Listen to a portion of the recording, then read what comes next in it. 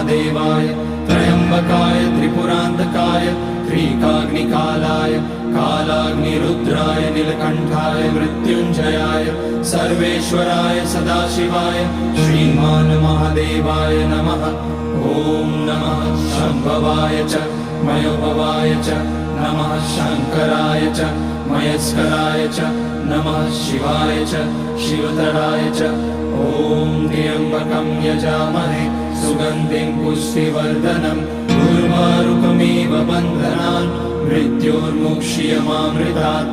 नागेन्द्रहाराय त्रिलोचनाय भस्मांगराय महेश्वराय नित्याय शुद्धाय दिगंबराय तस्मै नकाराय नमः शिवाय। मंदाकिनी सलिल चंदन चर्चिताय नंदीश्वर प्रमथनाथ महेश्वराय मंदार पुष्य बहुपुष्य सुपूजिताय।